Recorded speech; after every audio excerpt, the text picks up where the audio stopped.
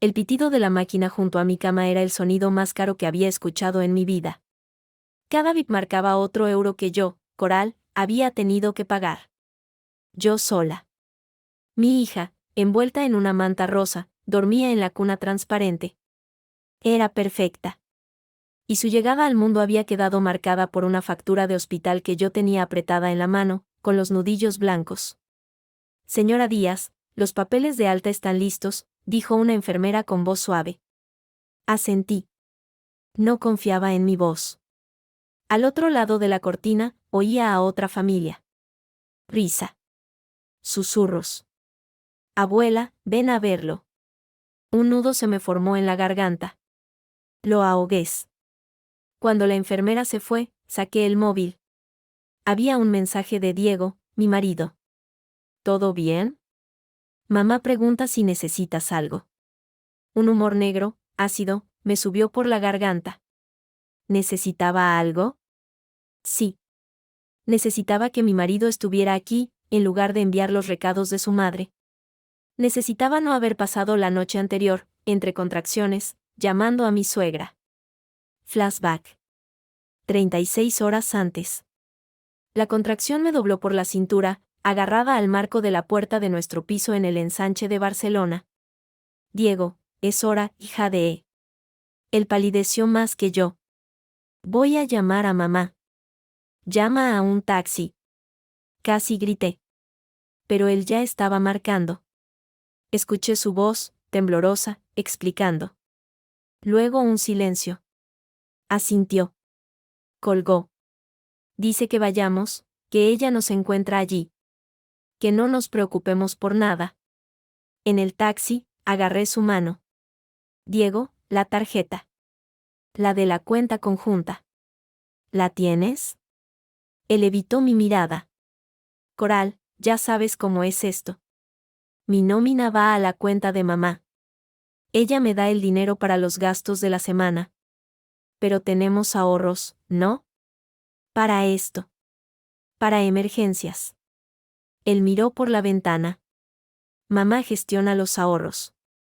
Un frío que no tenía nada que ver con las contracciones se extendió por mi pecho. Lo sabía, por supuesto que lo sabía. Pero enfrentarte a ello, en un taxi camino del hospital, con tu hijo a punto de nacer, es diferente. Durante 6 años de matrimonio, el sueldo de Diego, ingeniero técnico, había ido directamente a la cuenta de Carmen, su madre viuda. Es para ayudarla, decía él. Es para que no se sienta sola, para que gestione mejor, ella sabe de números. Y yo, tonta de mí, había aceptado. Porque vivíamos en un piso precioso, soleado, que mi madre, Isabel, nos había regalado como presente de boda. Para que empecéis con buen pie, dijo. No pagábamos hipoteca. Mis ingresos como diseñadora gráfica freelance cubrían la comida, los servicios, mis cosas. No hay problema, pensaba. Hasta que sí lo había. En el hospital, el dolor borró todo. Hasta el miedo. Hasta la rabia. Hasta la imagen de Carmen sentada en la sala de espera, impecable con su traje de chaqueta, como si estuviera en una junta directiva. Dio un beso a Diego. A mí, una palmada en el hombro. Ánimo, hija. Las horas pasaron. Al final, un grito. El mío. Y luego el de ella. Mi niña. La pusieron sobre mi pecho, y el mundo se redujo a su cara arrugada y perfecta. Luego, cuando la euforia bajó a un susurro, llegó la realidad. Una enfermera con una carpeta. Señora Díaz, necesitamos los datos para la facturación. ¿Tiene usted seguro médico privado? Carmen se acercó. No, no tiene. Diego no está en uno privado. Será por la seguridad social, pero el parto es en esta clínica concertada, hay que pagar un complemento. La enfermera asintió. Exacto. El adelanto es de 2.500 euros. Puede ser con tarjeta. Los tres miramos a Carmen. Ella abrió su bolso, grande y de piel cara. Sacó su cartera. La abrió. Miró dentro. Luego a mí. Sus ojos, claros y fríos, no parpadearon. Lo siento, Coral. No tengo ni un euro encima. Y en la cuenta, justo ahora, no hay liquidez. Son inversiones a plazo. ¿Tú entiendes? El aire desapareció de la habitación. Diego se quedó mirando a su madre, boquiabierto. Mamá, pero, ¿y el dinero de la reserva? ¿Para las urgencias? Eso no se toca, Diego, dijo ella, con voz dulce pero firme.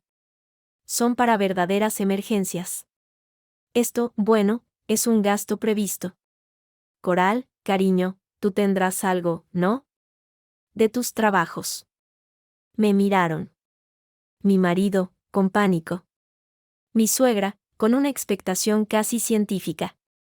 Sentí la mirada de la enfermera. Sentí el peso de mi hija, dormida. Sentí como algo, dentro de mí, se rompía. Se hacía añicos. Y de entre esos añicos, surgió una calma de hielo. Sí, dije, y mi voz sonó extrañamente serena. Sí, tengo. Saqué mi cartera. Saqué mi tarjeta personal, la que vinculaba a la cuenta donde guardaba mis ganancias, mis ahorros, los que nadie gestionaba más que yo. Se la di a la enfermera. Pague con esto, por favor. Carmen sonrió, satisfecha. Bueno, solucionado. ¡Qué susto, Diego! Diego murmuró algo, aliviado. Él no vio la grieta. No vio el abismo que se acababa de abrir bajo nuestros pies. Presente. Firmé el papel de alta. La factura, pagada. Hasta el último céntimo. Metí a mi hija, a Lara, en el capazo. No había venido nadie a buscarnos. Un taxi, otra vez. Solo que esta vez, iba completamente sola. El piso olía a cerrado. A vacío. Puse a Lara, dormida, en su Moisés nuevo. Luego, recorrí las habitaciones. El salón, con la foto de nuestra boda donde Carmen ocupaba el centro. La cocina, donde ella decidía el menú semanal. El dormitorio de invitados, que era más suyo que nuestro, lleno de sus cosas. Fui al teléfono. Marqué un número que no era el de Diego, ni el de mi madre. Era el de un servicio de cerrajería de 24 horas. Necesito cambiar la cerradura de la puerta de mi domicilio. Ahora mismo. Media hora después, un hombre con una caja de herramientas trabajaba en la puerta. El sonido del taladro me pareció una música liberadora. Cuando terminó, me dio 4 llaves nuevas, brillantes. ¿Seguro que no quiere dejarle una copia dentro para su marido, señora?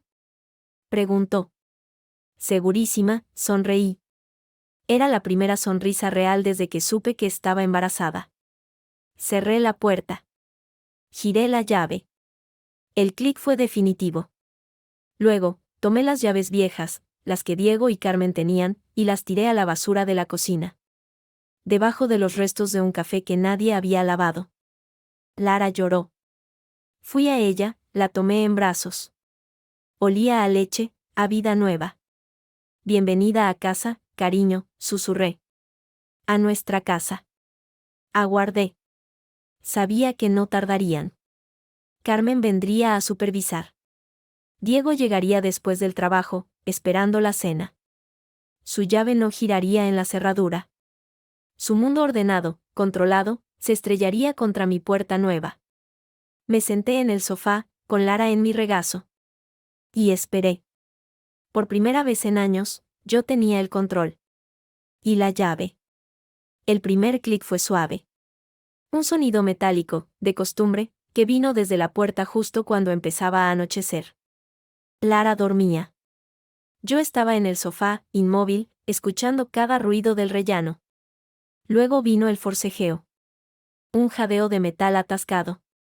Un golpe sordo, como de hombro contra madera. Y la voz de Diego, confundida, apenas un susurro, ¿qué pasa? Sas, sas, sas, el sonido de la llave girando con fuerza bruta, 1, 2, 3 veces. Fracaso. Un silencio espeso. Luego, pasos. Y la voz de Carmen, aguda, perforando la puerta de roble, Coral. Abre. La llave no funciona, debe de estar estropeada. No me moví. Respiré hondo. El latido de mi corazón era un tambor furioso en mis oídos. Pasé los dedos por el lomo del móvil, que estaba en el sofá, frío y silencioso. No llamaría. No abriría.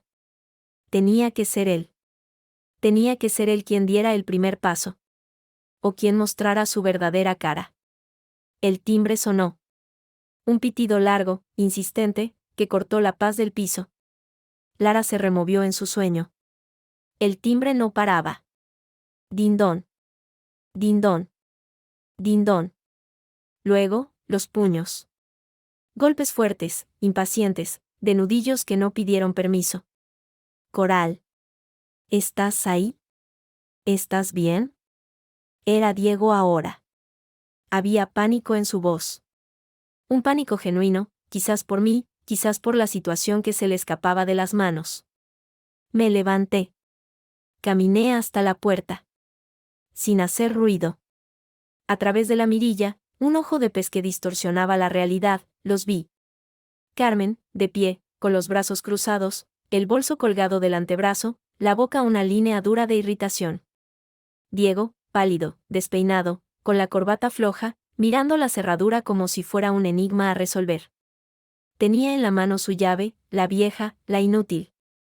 Debe de ser la cerradura, hijo, dijo Carmen, con esa seguridad que la caracterizaba. Está rota. Habrá que llamar al seguro. Pero qué molestia, justo hoy. Y con la niña recién llegada. Pero, ¿y Coral? Preguntó Diego, mirando alrededor como si yo pudiera materializarme en el rellano. ¿Y la bebé? ¿Dónde están? Dentro, ¿dónde van a estar? Durmiendo, probablemente. Pobre, estará agotada. Por eso no oye. Llama otra vez. Diego pulsó el timbre de nuevo. Una secuencia interminable. Mi cabeza empezaba a latir al ritmo de aquel sonido estridente. Agarré el pomo de la puerta. El metal estaba frío. Firme. Nuevo. El móvil en el sofá vibró, bailando sobre la tela. La pantalla se iluminó. Diego. Lo dejé sonar. 1, 2, 3 veces. En el cuarto timbre, se detuvo. Un segundo después, vibró de nuevo. Diego. Y otra vez. Y otra. En el rellano, lo vi sacar el teléfono de la oreja, desconcertado. No contesta. Bueno, llama a su móvil, no al fijo, dijo Carmen, como si explicara algo a un niño. Eso he hecho, madre. El tono de Diego, inusualmente áspero, hizo que Carmen alzara una ceja. Un minúsculo gesto de sorpresa, de advertencia. Él bajó la mirada. Volvió a marcar. Esta vez, lo cogí. Necesitaba oírlo. Necesitaba que él me oyera. Coral. Su voz era un suspiro de alivio al otro lado de la línea. Gracias a Dios. ¿Estás bien? ¿Está la niña bien? La llave no abre, la cerradura está. No está rota, corté yo. Mi voz sonó clara, plana. Como el cristal. La he cambiado. Un silencio. Largo. A través de la mirilla, vi su expresión congelarse, luego descomponerse en pura incredulidad. ¿Qué? ¿Qué he cambiado la cerradura, cariño? La palabra cariño salió cargada de un veneno dulce. La vieja ya no servía. Era insegura. Pero, ¿por qué no nos has avisado? Estamos fuera. Abre, por favor, que hace frío aquí. A mi lado, en la pared, el termómetro marcaba 18 grados. Una tarde de primavera suave en Barcelona. Miré a Carmen, que observaba a su hijo con impaciencia. No, dije. ¿Cómo que no? Su voz subió de tono. Coral, esto no es gracioso. Abre la puerta. Ahora. No, repetí. No voy a abrirte. Otro silencio. Más tenso. Carmen le arrebató el teléfono. Coral, soy Carmen. ¿Qué significa esto? Estamos cansados. Diego viene del trabajo. Tiene que entrar en su casa. Esto es una tontería. Abre y hablamos. No hay nada de qué hablar, Carmen, dije. No entras. ¿Estás enferma? ¿Tienes fiebre? ¿Es la fiebre de la leche? Su voz era condescendiente, de médico que habla a un demente. Abre ahora mismo, niña. No me hagas llamar a... ¿A quién? La interrumpí. Por primera vez, dejé que el hielo de mi voz se agrietara, dejando al descubierto el fuego que ardía debajo. ¿A quién vas a llamar, Carmen? ¿Al cerrajero? Acabo de despedir a uno. ¿A la policía? Adelante. Les enseñaré el título de propiedad de este piso. Está a mi nombre. Solo a mi nombre. El que mi madre me dio. No al de tu hijo. Y desde luego, no al tuyo. El silencio al otro lado del teléfono fue absoluto. Luego, un jadeo. No de sorpresa. De ira. Pura, densa ira. ¿Cómo te atreves? Me atrevo, dije, lentamente, porque hoy he pagado yo sola el parto de mi hija. Porque hace 6 años que mi marido da su sueldo entero a su mamá. Porque vivo en una casa que es mía, pero en la que tú pones las normas. Me atrevo porque ya no me queda nada que perder. Ni un euro. Ni una lágrima. Nada. Dame ese teléfono. Oí la voz ahogada de Diego. Un forcejeo. Luego, su respiración, agitada, en el auricular. Coral, por el amor de Dios, ¿qué estás diciendo? ¿Qué ha pasado? Por favor, abre. Hablemos. Es mi casa. ¿Tu casa? Solté una risa corta, amarga. ¿Tu casa, Diego? ¿La casa en la que no puedes decidir ni qué comprar para tu hija que acaba de nacer? ¿La casa de la que tu madre tiene llave, pero tú no tienes dinero para pagar su nacimiento? No. Esta ya no es tu casa. Esta es mi casa. Y la de mi hija. Coral, estás histérica. Gritó él, desesperado. Es el cansancio, son las hormonas. Abre ahora mismo. Adiós, Diego. No cuelgues. Coral. Colgué. Apagué el teléfono. Me deslicé por la puerta hasta quedar sentada en el suelo, la espalda contra la madera maciza. Del otro lado, el mundo estalló. Abre esta maldita puerta. El grito de Diego, ronco, desgarrado, fue seguido de una patada a la base de la puerta. Golpe. ¿Pero qué pasa aquí? Una voz nueva, anciana, con acento de toda la vida. Era la vecina del tercero, la señora Elvira. Diego. ¿Está todo bien? ¿Es Coral? Ella no nos abre, señora Elvira. Gritó Carmen, cambiando al instante a un tono de víctima afligida. Mi nuera. Nos ha encerrado fuera. Con el bebé dentro. No sabemos qué le ha pasado, debe de estar enferma, fuera de sí. Dios mío, murmuró la vecina. Llamó a la puerta, suave. Coral, cariño, soy la señora Elvira. ¿Estás bien? ¿Necesitas algo? Me mordí el labio. La señora Elvira era buena gente. Pero no era asunto suyo. No contesté. ¿Lo ve?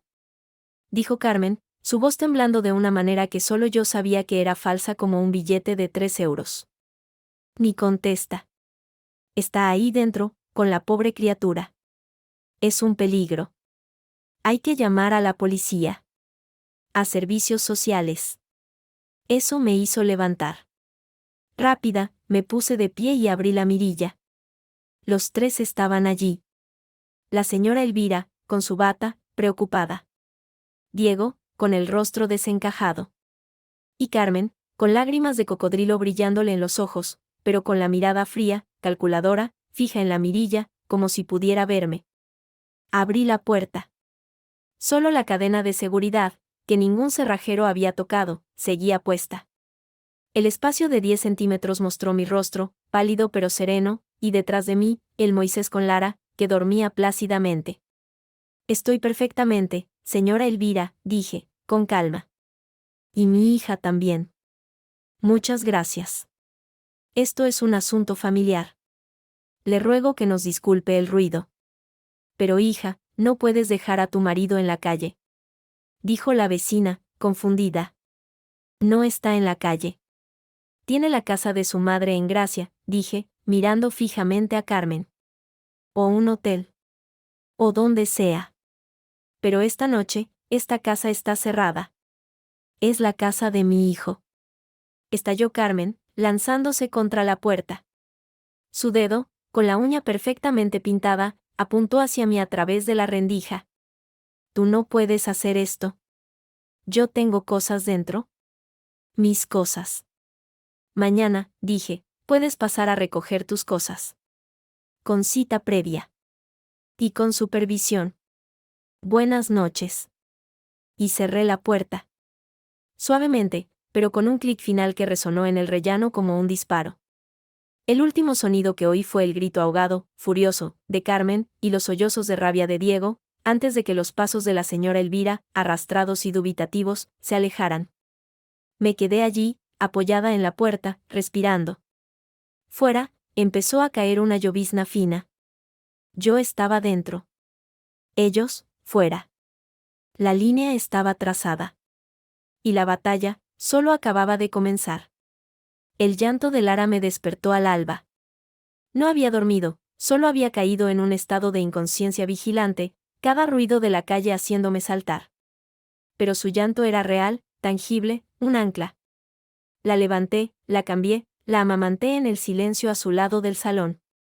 Desde la ventana, el ensanche empezaba a desperezarse. Y allí abajo, en el banco de la plaza frente al portal, vi la silueta.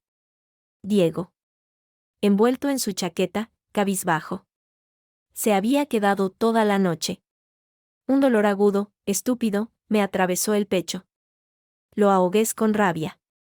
¿Compasión? Ahora, apoyé la frente en el cristal frío. Él levantó la cabeza, como si sintiera mi mirada. Nuestros ojos se encontraron a través de la distancia y el vidrio. No pude leer su expresión. Solo vacío. Me aparté. A las 9, sonó el timbre. No era el martilleo de anoche. Era un toque breve, educado. Miré por la mirilla. Mi madre, Isabel. Y a su lado, un hombre de unos 60 años, pelo cano, traje impecable. Luis. Su amigo, notario y abogado de familia. Respiré aliviada. Abrí. Isabel no dijo nada. Me abrazó. Un abrazo fuerte, que olía a su perfume de siempre y a jabón. Luego me sujetó por los hombros y me examinó. Estás hecha polvo, hija. No tanto como ellos, dije, con un gesto hacia la ventana. Luis entró, saludando con una leve inclinación. Su mirada, experta, recorrió el recibidor, la puerta nueva. Coral. Isabel me ha puesto al corriente. Traje los documentos. Llevaba una carpeta de cuero. Nos sentamos en el salón. Mientras Isabel preparaba café, Luis extendió los papeles sobre la mesa. El título de propiedad. La escritura de donación inter vivos. Todo a mi nombre, solo al mío. Lo sabía, por supuesto. Pero verlo allí, con sellos y firmas oficiales, era distinto. Era un muro de ladrillo legal. Es irrefutable, dijo Luis, con voz tranquila. Eres la única propietaria. Es un bien privativo, anterior al matrimonio, donado por tu madre solo a ti. Ni la sociedad de gananciales ni, por supuesto, tu suegra, tienen derecho alguno sobre el inmueble. Ella puede reclamar sus efectos personales, pero debe hacerlo de forma pacífica o con una orden. Y él, tu marido, tiene derecho de uso por convivencia conyugal, pero ese derecho se extingue si la convivencia se rompe, o si, como propietaria, le retiras el permiso. Es tu casa. Punto. ¿Y si llama a la policía? Pregunté, acunando a Lara. La policía confirmará la propiedad. Si tú muestras estos papeles y afirmas que no le permites la entrada, se irán. Es un asunto civil, no penal. Él puede ir a un juzgado a reclamar su derecho de uso, pero con estos antecedentes. Luis hizo un gesto elocuente. Sería un proceso largo. Y caro. Sonó el timbre de nuevo. Agresivo, esta vez. Dindón, dindón, dindón. Luis alzó una ceja. ¿Ellos? Asentí. Me levanté, con Lara en brazos. Luis se puso de pie también. ¿Quieres que hable yo? No, dije. Esta es mi batalla. Ustedes, detrás de mí. Abrí, sin la cadena. En el rellano estaba Carmen. Llevaba el mismo traje de ayer, ahora arrugado. Su pelo, siempre perfecto, estaba ligeramente desordenado. Tenía los ojos inyectados en sangre. Detrás de ella, un hombre con una caja de herramientas, un cerrajero. Y más atrás, Diego, pálido como la cera. Ah, ¿estás bien? Menos mal, dijo Carmen, sin aliento, intentando colarse. Yo bloqueé el paso con mi cuerpo. ¿Qué quieres, Carmen? ¿Qué va a hacer? Entrar en mi casa. Este hombre va a cambiar la cerradura, que la que has puesto debe de estar estropeada también.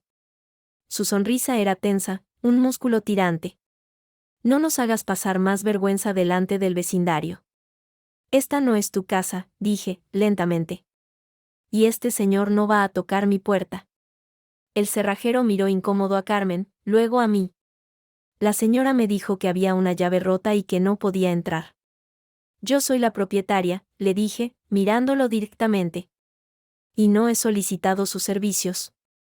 Le ruego que se marche, o llamaré a la policía por intento de allanamiento.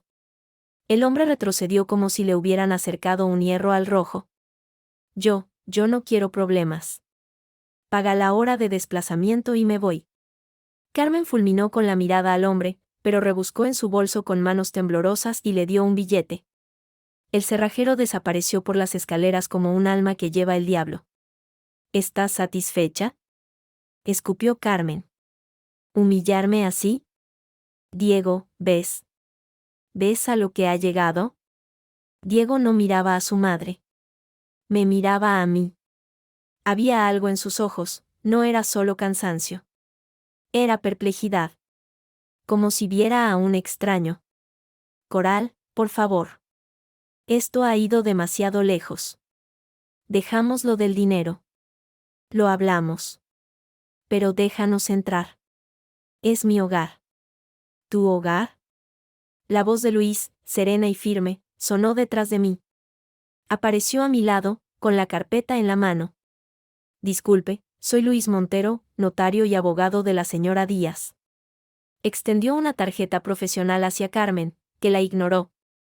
Este inmueble es propiedad privativa y exclusiva de mi cliente, Coral Díaz. Los documentos están en regla. Si no abandona el rellano, que es una parte común del edificio, llamaremos a la policía por coacciones. Carmen palideció. Luego, su cara se tiñó de un rojo púrpura. ¿Abogado? ¿Has traído a un abogado?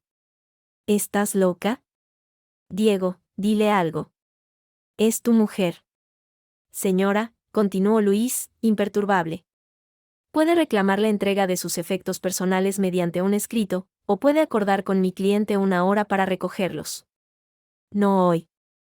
Todo lo demás, es un asunto entre mi cliente y su marido, que deberán resolver, probablemente, con asistencia letrada.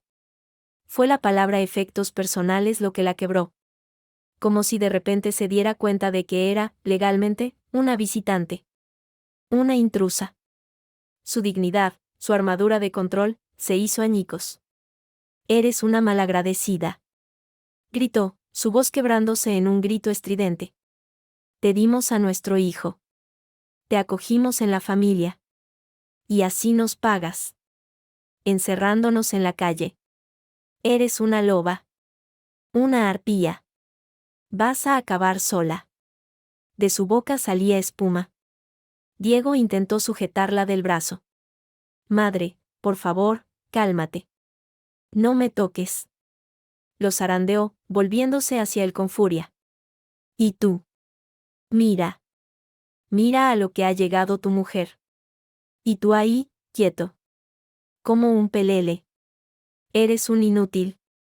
Un hombre sin carácter. Por tu culpa estamos así. Cada palabra era un látigo.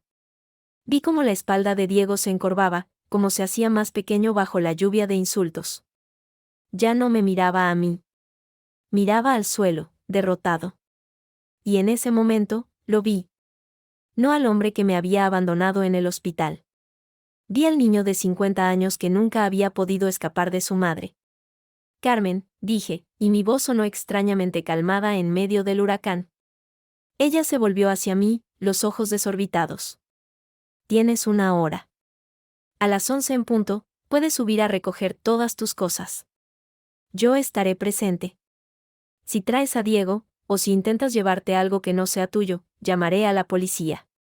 Y la próxima vez, no será solo una advertencia. La puerta del ascensor se abrió. 2 guardias urbanos, alertados por algún vecino, salieron. ¿Problema aquí?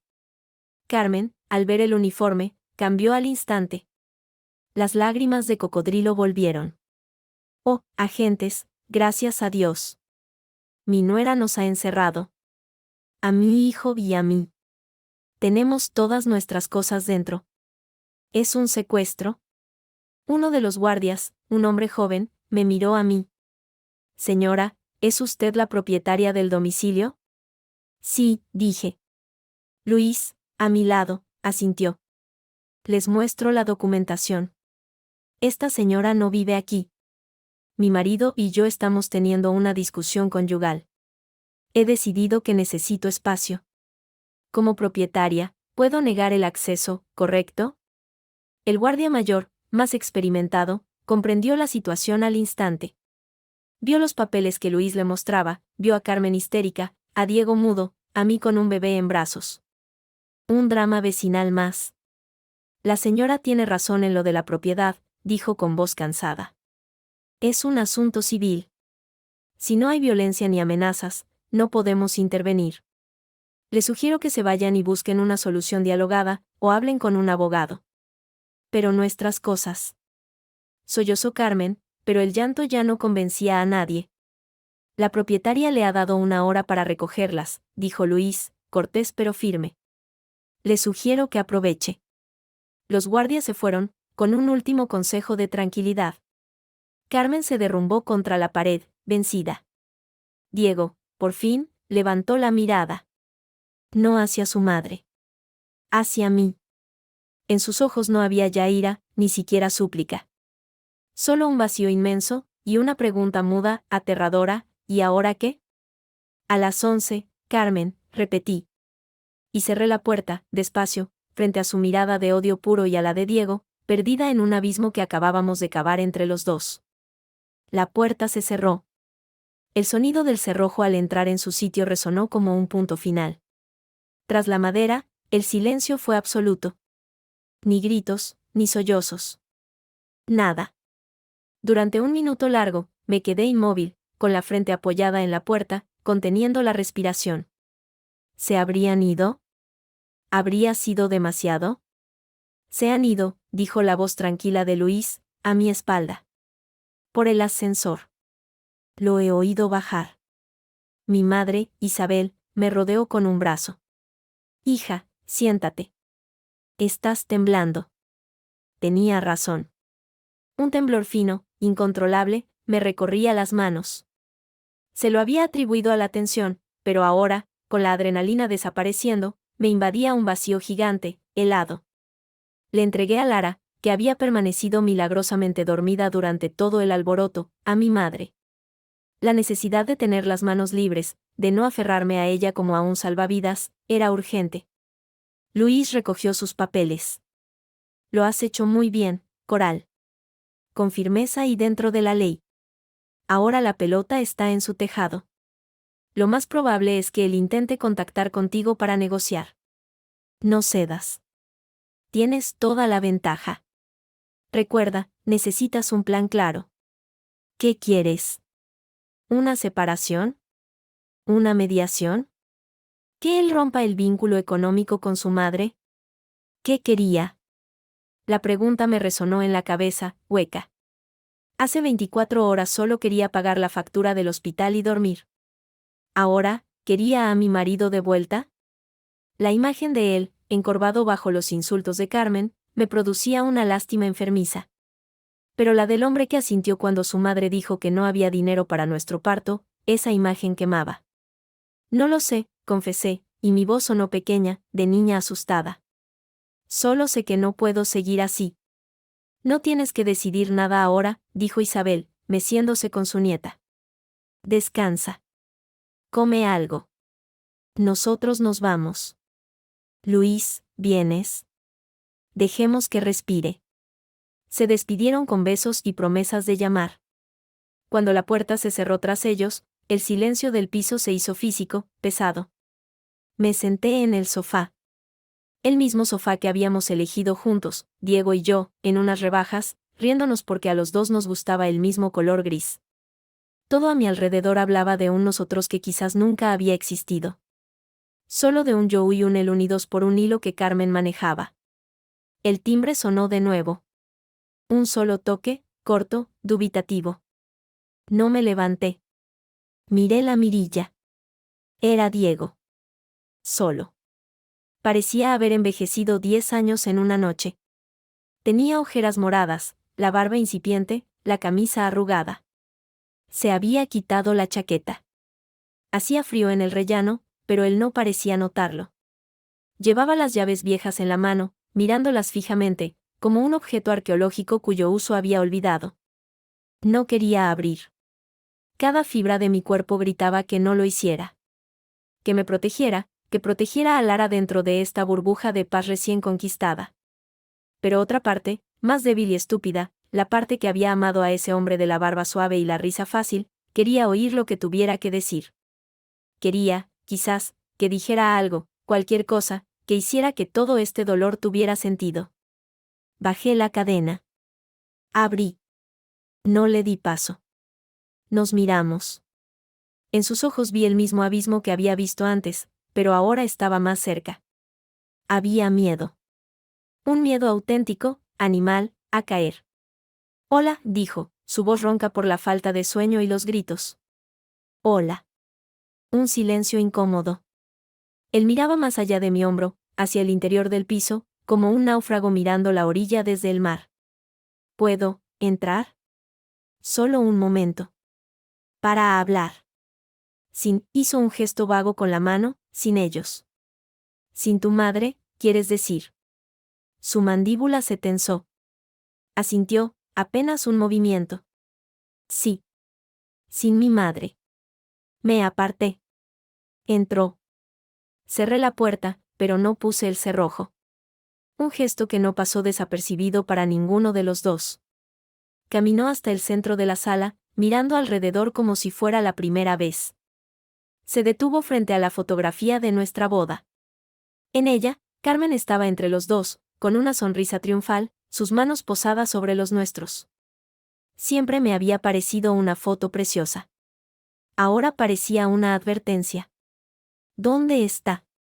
Pregunté. En casa. En su casa, quiero decir. La llevé.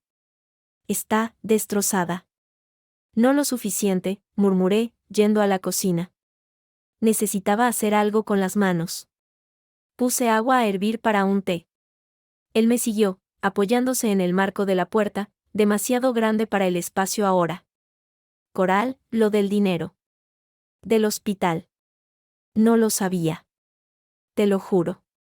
Ella me dijo que había transferido el dinero a nuestra cuenta, que solo tenía que ir al cajero. Yo, no comprobé. Confié. El agua empezó a silbar. Saqué 2 tazas. Automáticamente, la suya, la azul, la que le gustaba. Me detuve. La dejé en el armario. Saqué otra blanca, impersonal. Confiaste, repetí, sin volverme.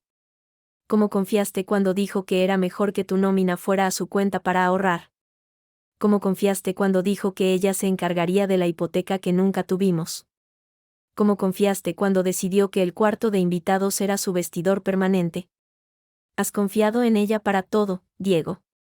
Menos para estar a mi lado cuando tu hija nacía. Yo estaba allí. Protestó, con un atisbo de fuego. físicamente. Me volví, y el grito me salió desde el pecho. Pero tu cabeza, tu voluntad, tu billetera, estaban con ella. ¿Sabes lo que se siente, Diego? ¿Sabes lo que es parir sabiendo que el padre de tu hijo no es tu compañero, sino el mensajero de otra mujer? ¿Sabes lo que es firmar una factura de miles de euros con tu tarjeta, la que tú te has currado, porque la familia que juraste construir contigo da la espalda? Él palideció. Se apoyó con ambas manos en la encimera, como si le fallaran las piernas. No, no era así. Es mi madre. Es complicado. Explícamelo. Exigí, plantándome frente a él. Por primera vez en años, no le tenía miedo a su incomodidad, a su retirada. Haz que lo entienda. Porque desde donde yo estoy, tu madre es una mujer controladora que tiene a su hijo de 50 años atado con correa, y tú te dejas. ¿Por qué, Diego? ¿Por qué? Su resistencia se quebró. No con lágrimas, sino con un colapso hacia adentro. Se dejó caer en una silla de la cocina, enterrando la cara en las manos. Su voz salió ahogada, apagada. Porque se moriría. La declaración, tan simple, tan absoluta, me dejó sin aire. ¿Qué? Si la dejo, si la defraudo, se moriría, repitió, levantando la mirada. Sus ojos estaban llenos de un pánico antiguo, infantil. Mi padre murió cuando yo tenía 12. Un infarto. Se desplomó en la cocina. Yo estaba viendo la tele. Ella se vino abajo. Durante años. No comía. No salía de la cama.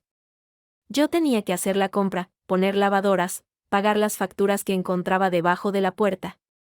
Tenía 12 años, Coral. Y era el hombre de la casa. El agua hirvió. Apagué el fogón. El silencio solo era roto por su respiración entrecortada. Ella me decía, eres todo lo que tengo. Sin ti, me muero. Lo decía llorando, abrazándome.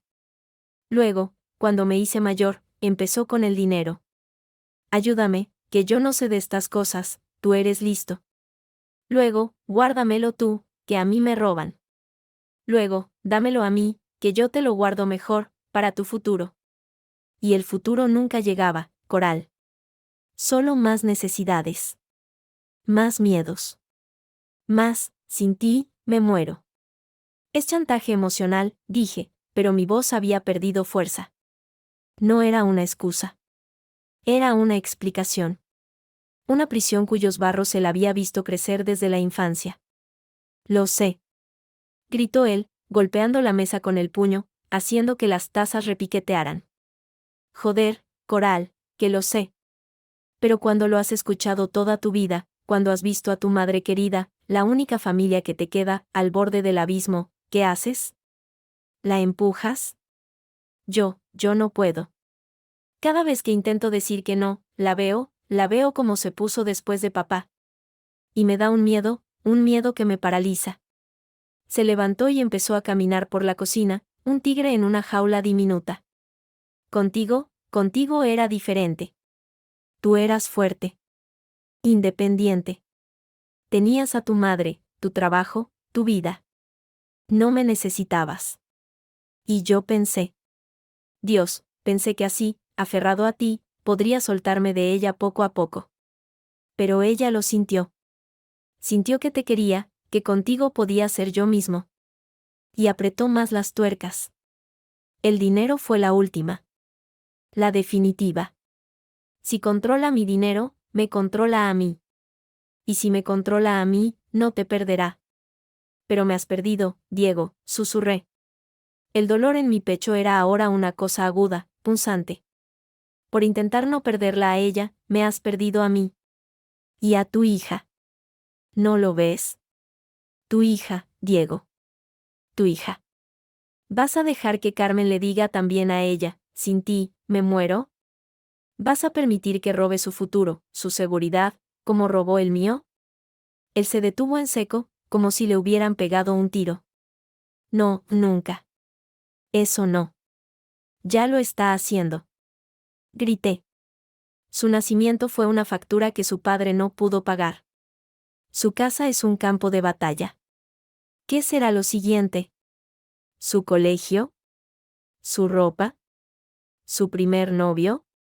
¿Cuándo va a parar, Diego? ¿Cuándo vas a parar tú? Se acercó a mí, sus ojos suplicando. No sé cómo. Dime cómo. Te lo pido. Dime qué debo hacer. Era la pregunta que había esperado oír durante años.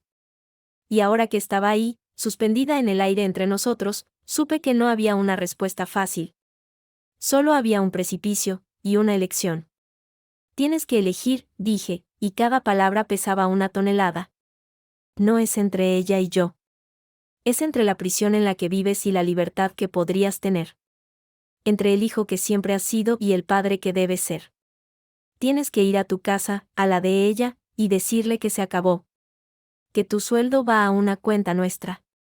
Que tus decisiones son nuestras. Que tu vida es aquí, conmigo y con Lara. Y que si ella amenaza con morirse, tú llamarás a una ambulancia, pero no cederás. Su rostro se descompuso en puro terror. No puedo decirle eso. No así. Entonces no hay nada que hablar, dije, y la frialdad que volvió a mi voz me sorprendió incluso a mí. Puedes recoger tus cosas mañana. Con cita. Lara y yo seguiremos aquí. Tú puedes seguir viviendo con tu madre, financiando sus miedos, siendo su niño. Pero ya no serás mi marido. Me estás pidiendo que me vaya. Su voz será un hilo. No te estoy pidiendo nada. Te estoy dando a elegir. Por primera vez en tu vida, te estoy dando una elección de verdad.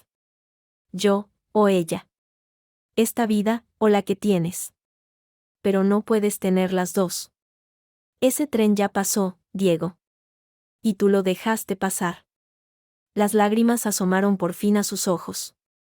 No eran lágrimas de rabia, sino de un dolor profundo, de una comprensión amarga. Miró hacia el dormitorio, donde Lara empezaba a agitarse. Miró la taza de té que yo no le había ofrecido. Miró sus propias manos, vacías. Necesito tiempo, murmuró. No lo tienes, respondí. Lara y yo no lo tenemos. Mañana por la mañana, cambiaré la cerradura otra vez, y esta vez no te daré la llave. Hasta entonces, la puerta no estará cerrada con llave. Pero solo hasta entonces. Se quedó allí, de pie, durante un minuto eterno. Vi la guerra librando batalla en su interior. El miedo contra el amor. La lealtad enfermiza contra la posibilidad de una vida propia. La madre que lo crió contra la mujer que lo amó y la hija que no conocía. Finalmente, sin una palabra, dio media vuelta. Caminó hasta la puerta. La abrió. Se detuvo un instante, con la mano en el pomo. Ella no se morirá, ¿verdad? Preguntó, sin volverse. No, dije, con una tristeza que me envolvía el corazón. Solo aprenderá a vivir. ¿Cómo tendrás que aprender tú? ¿Cómo he tenido que aprender yo? Asintió, una vez. Y salió. Cerró la puerta tras de sí sin hacer ruido. Un clic suave. No el portazo de la ira, ni el golpe de la desesperación. El sonido de una rendición. O, quizás, de un principio. Me deslicé por la pared hasta quedar sentada en el suelo de la cocina. El té se enfriaba en su taza. Fuera, la noche había caído por completo. Dentro, el silencio era tan profundo que podía oír el tic-tac del reloj de la sala, marcando el tiempo que le había dado. Las horas que le quedaban para decidir si quería seguir siendo el hijo de Carmen, o comenzar a ser el padre de Lara. Al día siguiente, el silencio era diferente. No era la paz tensa de después de la batalla, sino la calma cargada de electricidad que precede a la tormenta. Sabía que no había acabado. Carmen no era mujer de rendirse tras una sola derrota. La pregunta era cómo contraatacaría. La respuesta llegó a media mañana, con un timbrazo educado, casi tímido. No era el toque agresivo de Carmen ni el dubitativo de Diego. Miré por la mirilla. Una mujer de unos 70 años, pelo blanco recogido en un moño impecable, vestida con un traje sastre color beige y un collar de perlas discretas. Llevaba una tartera en una mano y un álbum de fotos grande, de esos de tapas de piel, en la otra. Rosa. La hermana menor de Carmen, la tía Rosa. La sensata de la familia, la que siempre ponía paz en las reuniones, la que mandaba postales en Navidad. Una sonrisa triste y comprensiva se dibujaba en sus labios. Suspiré. Esto era, de alguna manera, peor. Un ataque frontal lo podía parar. Esto, la dulzura empalagosa, la manipulación con guante de terciopelo, era más difícil. Y más peligrosa. Pero no podía dejarla en el rellano. Rosa nunca había sido mala conmigo. Siempre un comentario cariñoso, un regalo para el bebé antes de nacer. Era la única de la familia de Diego que me había parecido normal. Abrí, manteniendo la cadena puesta. Hola, tía Rosa. Coral, cariña, dijo, y su voz era suave, melosa. ¿Cómo estás? Me enteré, bueno, ya te imaginas. He traído un poco de cocido. Para que no tengas que cocinar, con la niña y todo. Gracias, dije, sin moverme. Es muy amable. Su sonrisa se tensó 1 milímetro al ver que no abría la cadena. ¿Puedo pasar? Solo un momento. Para ver a la pequeña. Y para hablar. Nada más. La tentación de decir que no era enorme. Pero cerrarle la puerta a Rosa sería, en el teatro familiar, el equivalente a dar una bofetada a un santo. Me daría la razón a ellos. La loca, la desnaturalizada. Respiré hondo y quité la cadena. Pasa. Pero no tengo mucho tiempo, Lara va a despertarse pronto para comer. Claro, claro, no te preocupes, entró, dejando un rastro de perfume a lavanda vieja. Dejó la tartera en la mesita de la entrada y miró alrededor, como si buscara señales de devastación. Todo estaba ordenado, tranquilo. Lara dormía en su Moisés en el salón. Rosa se acercó y miró, y su expresión se suavizó de verdad. ¡Ay, qué preciosidad! Es igual que Diego de recién nacido. Una muñeca. Un punto para ella. Sabía dónde presionar. Me ofreció sentarnos. Nos sentamos frente a frente, el álbum de fotos entre nosotras sobre la mesa de café, como una bomba de relojería emotiva. Coral, hija, empezó, entrelazando sus manos. Vine como amiga. Como familia. Lo que pasó ayer fue tremendo. Carmen está destrozada. Diego, no te digo. El pobre no sabe ni por dónde anda. Yo sí sé por dónde ando, dije, manteniendo la voz neutral. Aquí. Cuidando a mi hija. En mi casa. Claro que es tu casa. Dijo ella, como si fuera la cosa más obvia del mundo. Nadie discute eso. Carmen, bueno, Carmen a veces es un poco posesiva. Lo sabe todo el mundo. Pero tiene un corazón de oro. Y lo que hizo, o más bien lo que no hizo, con el tema del hospital, fue un malentendido tremendo. No hubo malentendido, tía Rosa. Ella dijo que no tenía dinero. Yo tuve que pagar. Es así de simple. Pero es que no tenía, cielo, insistió Rosa, abriendo los ojos como platos. Justo ahora no tiene liquidez. Tiene los ahorros de Diego, sí, pero atados en una inversión a largo plazo. No se puede tocar. Ella pensó que tú, con tus trabajos, vamos, que tenías algo ahorrado para estos gastos. Fue un error de comunicación. Nada más. La rabia, sorda y cansada, empezó a hervir en mi estómago. Era la misma historia, adornada con palabras más dulces. No eran los ahorros de Diego. Eran sus ahorros. Su sueldo. El sueldo de mi marido, con el que deberíamos mantener a nuestra familia, está en una inversión a su nombre que no se puede tocar para pagar el nacimiento de su nieta. ¿Eso le parece un malentendido? Rosa suspiró, una exhalación de paciencia infinita. Coral, hija, ¿no ves el bosque? La familia es un todo. Carmen es viuda, Diego es su único hijo. Para ella, su hijo, su dinero, su casa, todo es lo mismo. Es familia. No divide las cosas como tú, que eres más moderna. Para ella, lo de uno es de todos. Y al revés. Entonces, según ella, lo mío también es de todos, dije, señalando a mi alrededor. Este piso. La comida. Mi sueldo. ¿Eso es la familia? ¿Por qué a mí no me parece una estafa? Por favor, no digas eso. Rosa pareció genuinamente dolida. Mira, he traído esto, dijo, abriendo el álbum de fotos. Para que recuerdes. Para que recordemos. Pasó las páginas lentamente. Ahí estaba Diego de bebé, en brazos de un hombre que debía ser su padre, con una sonrisa amplia. Carmen, joven, hermosa, mirando a cámara con orgullo. Fotos de comuniones, de vacaciones en la playa, de navidades. Una historia de una familia unida. Luego, fotos más recientes. Nuestra boda. Yo, radiante, con un vestido que ahora me parecía un disfarce. Diego, mirándome con ojos de amor. Y en el centro, Carmen, agarrando nuestras manos. La misma foto del salón. Él te quiere, Coral, murmuró Rosa, pasando un dedo arrugado sobre la imagen. Lo ha pasado fatal estos días. Está deshecho. Lo que siente por ti, y ahora por la niña, es real. Pero él tiene otra obligación. Una que viene de antes. Es su madre. Es la única que le queda. No le pidas que la abandone. Se le partiría el alma. Ahí estaba. La jugada maestra. No era un ataque. Era un asedio emocional. Apelar a mi compasión. A mi amor por el hombre de esa foto. Usar mi propio corazón contra mí.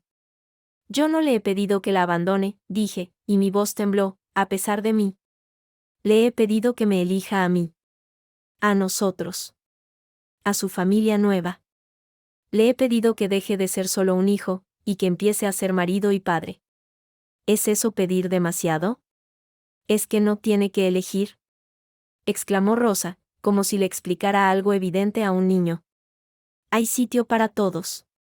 Con un poco de comprensión, de diálogo. Mira, yo he hablado con Carmen. Está dispuesta a ceder. Ella puede devolver la gestión del dinero a Diego. Poco a poco. Y lo de vivir aquí, bueno, quizá no todos los días, pero si puede venir a ayudar, es su nieta. Ayudar. La palabra sonó como una campana de alarma en mi cabeza. Ayudar era decidir cómo vestir a Lara. Ayudar era criticar mi lactancia. Ayudar era tomar mi casa, otra vez, poco a poco. Era la misma historia con un envoltorio diferente. No, dije, y me levanté. No podía seguir sentada. No, tía Rosa. Gracias, pero no. No es cuestión de dinero. Ni de horarios. Es cuestión de respeto. De límites. Carmen no tiene ningún derecho sobre mi hija. Ni sobre mi casa. Y Diego. Diego tiene que ganarse el derecho a estar aquí. Tiene que demostrar que está aquí, de nuestro lado. No como un mensajero. Rosa cerró el álbum lentamente. Su sonrisa amable se había desvanecido, dejando al descubierto una expresión de cansancio y de cierta dureza. Eres muy joven, Coral. Muy orgullosa. El orgullo rompe muchas cosas. Familias, sobre todo. Diego te quiere, pero también quiere a su madre. Si le obligas a elegir, puedes perderlo. ¿Quieres eso? ¿Quieres que Lara crezca sin padre? Fue un golpe bajo. Calculado. Y casi funcionó. Casi. Pero entonces miré a mi hija, durmiendo, ajena a todo. E imaginé su futuro. Imaginé a Carmen decidiendo su colegio. Imaginé a Diego, ausente, preguntándole a su madre qué regalo comprarle. Imaginé otra factura, otro momento importante, otra vez el dinero, no disponible. Imaginé a mi hija aprendiendo que su padre era un fantasma y su abuela, una tirana. Crecerá con un padre, o crecerá con un hombre que comparte sus genes pero no su vida, dije, con una calma que me sorprendió. Yo prefiero la verdad, por dura que sea, a una mentira cómoda. Rosa asintió, despacio. Se levantó también. Entonces no hay nada más que hablar. Lo siento. De verdad. Por los tres. Hizo una pausa, mirándome. Parecía genuinamente apenada. ¿Sabes? Carmen me contó su versión. Pero ahora, hablando contigo, veo que hay cosas que ella no me dijo. Lo del dinero es más grave de lo que pensaba. Es la punta del iceberg, tía Rosa, susurré. Lo veo, dijo. Y por primera vez, creí que de verdad lo veía. No aprobaba mi método, pero quizá empezaba a entender mi desesperación. Tomó su bolso. Mantendré la boca cerrada. No soy mensajera. Pero, Coral, un consejo de una vieja, el camino que has tomado es muy solitario. Asegúrate de que la recompensa vale la pena. Mi hija vale la pena, respondí, sin vacilar. Esa vez, fue ella la que asintió. Se dirigió a la puerta. Se detuvo. El cocido es de garbanzos de verdad. No de bote. Te hará bien. Y se fue. Cerré la puerta y me apoyé en ella. No había ganado. No había perdido. Había resistido. Pero el cansancio era óseo, profundo. El álbum de fotos seguía abierto en la mesa. En la foto, Diego me miraba con aquella adoración que un día creí eterna. Cerré la tapa con un golpe seco. El timbre volvió a sonar, media hora después. Esta vez, más insistente. Miré. Era un mensajero, con un sobre. Lo firmé. Era de un bufete de abogados. Notificación para Diego Martín López, a la atención de Coral Díaz. Lo abrí con dedos torpes. Era una citación. Carmen, a través de su abogado, por supuesto que tenía uno, solicitaba formalmente la devolución inmediata de todos sus efectos personales, que habían quedado en el piso, y pedía una mediación familiar obligatoria, por la situación de desamparo e indefensión, a la que su hijo y ella habían sido indebidamente sometidos. No había ganado. La guerra, simplemente, cambiaba de campo. Y ahora se libraba en un tribunal. Respiré hondo. Al menos allí, las reglas estaban escritas. Y yo tenía los papeles de mi parte. Y, por primera vez, la determinación de usarlos. El sobre del bufete de abogados ardía entre mis manos. No era una sorpresa, pero verlo por escrito, con sellos y referencias legales, convertía la pelea de Portal en algo frío, definitivo. Desamparo e indefensión. Las palabras resaltaban en negrita. Yo era la villana. La que desamparaba. Me apoyé en la nevera, sintiendo el zumbido del motor contra mi espalda. Lara dormía. El silencio era tan profundo que podía oír el latido de mi propia sangre en los oídos. El móvil vibró en el bolsillo del pantalón. Un número desconocido. Lo dejé sonar. Volvió a vibrar. El mismo número. Al tercer intento, lo cogí, lista para soltarle una retahíla al abogado de Carmen. Sí. Dije, con voz cortante. Un silencio. Luego, una respiración entrecortada. Coral. Soy yo. Diego. Con un número nuevo. Probablemente un móvil de prepago, comprado para eludir cualquier bloqueo. La rabia inicial fue reemplazada por una fatiga inmensa. ¿Qué quieres? Si es a través de tu abogado, ya he recibido la notificación. No, eso no la he visto. Ella lo hizo sin consultarme. Te lo juro. Su voz sonaba apagada, como si hablara desde el fondo de un pozo. Estoy en el coche. Aparcado cerca. No puedo subir, lo sé. Solo, necesito oír tu voz. Ya la has oído. Adiós, Diego. Espera. Casi gritó. Bajó la voz de inmediato. Por favor. 5 minutos. No cuelgues. Te lo pido por Lara. Usar su nombre fue un golpe bajo. Pero funcionó. Me callé. Él interpretó mi silencio como un sí, y las palabras empezaron a salir, atropelladas, como si llevaran días retenidas. Estoy ahogándome, Coral. Lo juro. Es como si tuviera una cuerda al cuello y cada vez que intento respirar, se aprieta más.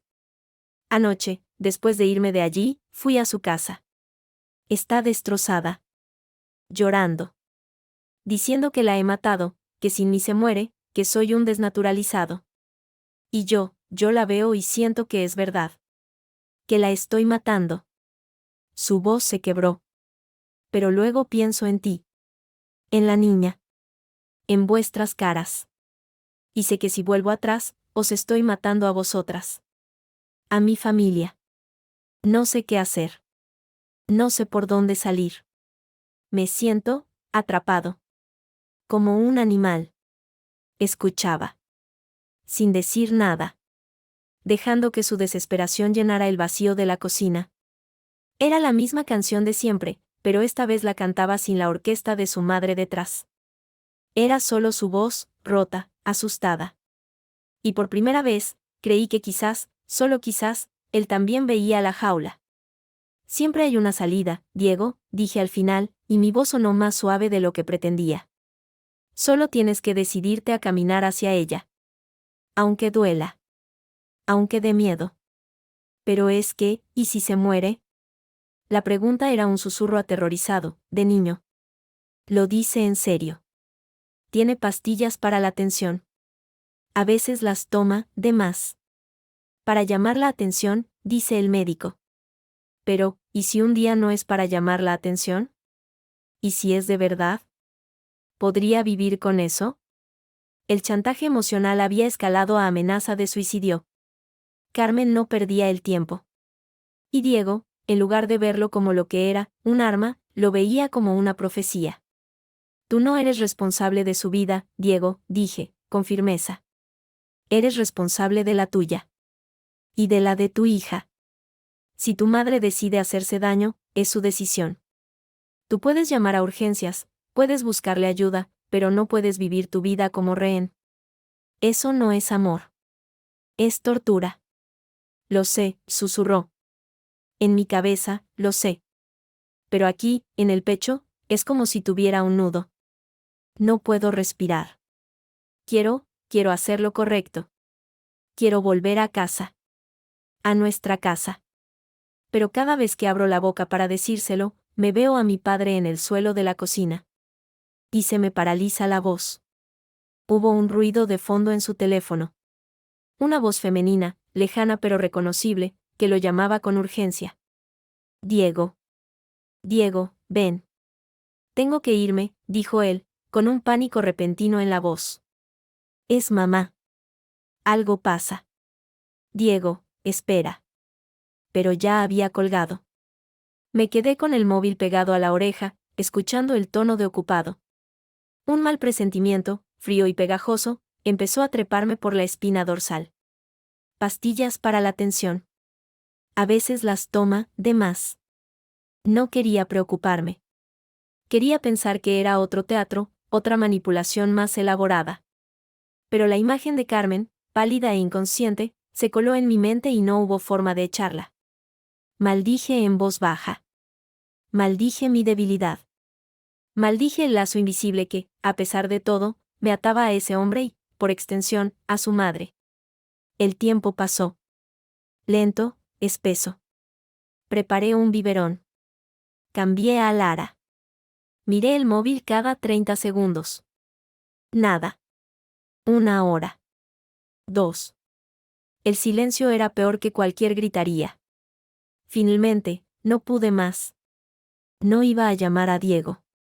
Pero sí a alguien que, quizás, supiera algo sin juzgarme. Dudé. Marqué el número de la tía Rosa. Contestó al segundo sonido. ¿Coral? Su voz sonaba extrañamente apagada, sin su tono meloso habitual.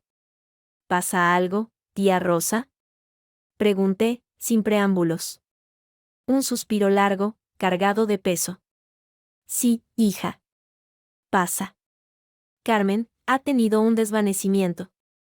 Un susto grande. Diego la ha llevado a urgencias. El corazón me dio un vuelco. ¿Era real? ¿O era la puesta en escena perfecta? ¿Qué ha pasado? No sé muy bien. Diego dijo que la encontró en el salón, muy pálida, quejándose de un dolor en el pecho y que no podía respirar. Dice que había tomado su medicación para la tensión, pero que quizás se confundió con la dosis. Son cosas de la edad. Con el disgusto, dejó la frase en el aire, pero la acusación flotaba en la línea, el disgusto que tú le has dado. ¿Está grave? No lo sé. Están haciendo pruebas. En el clinic. Diego está con ella. He quedado en ir dentro de un rato. Hizo una pausa. Coral, él te ha llamado, ¿verdad? Antes. Sí. Está hecho polvo. No eliges momentos fáciles, niña. La vieja rabia volvió, limpiando cualquier rastro de preocupación. Yo no he elegido nada, tía Rosa. Ella eligió no ayudarnos. Él eligió no enfrentarse a ella. Yo solo elegí no seguir viviendo así. Ya. Pues ahora tu suegra podría estar muriéndose en un hospital. Espero que tu elección te haga feliz. Y colgó. La dejadez de la última frase, su frialdad, me dolió más que cualquier gritaría. Me dejó helada. ¿Y si era verdad? ¿Y si Carmen, con su corazón débil y su orgullo herido, había tenido un ataque real? ¿Y si mi terquedad, mi negativa a ceder, desencadenaba algo irreversible? Miré a Lara, que me miraba con sus ojos oscuros, tranquilos. Ella no sabía nada de chantajes, de batallas legales, de madres asfixiantes. Solo sabía de calor, de leche, de sueño. Yo era su mundo entero. Y de repente, ese mundo me pareció increíblemente frágil. ¿Estaba haciendo lo correcto? ¿O estaba siendo tan egoísta y obstinada como Carmen, sacrificando el bienestar de todos en el altar de mi orgullo? Diego no volvió a llamar. La tarde se hizo noche. Encendí la televisión, pero no veía nada. Cada notificación del móvil me hacía saltar. Hasta que, finalmente, cerca de las 10, un mensaje. De Diego. Corto. Seco. Está estable. Ansiedad aguda. Quedan en observación. Me quedo aquí. D. Nada más. Ni una petición. Ni un reproche. Solo los hechos. Y ese, me quedo aquí, que pesaba como una losa. Él había elegido. En el momento crítico, había elegido quedarse con ella. En el hospital. Como siempre. El alivio de saber que no era grave se mezcló con una amargura profunda, corrosiva. Ella, con un ataque de ansiedad, conseguía lo que quería, a su hijo, de vuelta, pegado a su cama. Yo, después de parir a su nieta, me había quedado sola pagando la factura. Me levanté, fui a la habitación de Lara y me quedé mirándola dormir. Su pecho se elevaba y bajaba con suavidad. Yo era su madre. Tenía que ser fuerte. Tenía que ser su roca. Pero en ese momento, me sentía como arena movediza. La duda, ese gusano que Rosa había logrado plantar, empezaba a roer los cimientos de mi determinación. ¿Estaba condenando a mi hija a crecer sin padre por mi orgullo? ¿Era la ausencia de Diego un precio justo por nuestra libertad? No tenía respuestas. Solo tenía el silbido del viento nocturno en la ventana, el latido tranquilo de mi hija, y el peso aplastante de una elección que, quizás, ya no era solo mía, sino que el destino, y una mujer vieja y astuta en una cama de hospital, estaban tomando por mí. La calma que siguió a la crisis del hospital fue la más sospechosa de todas.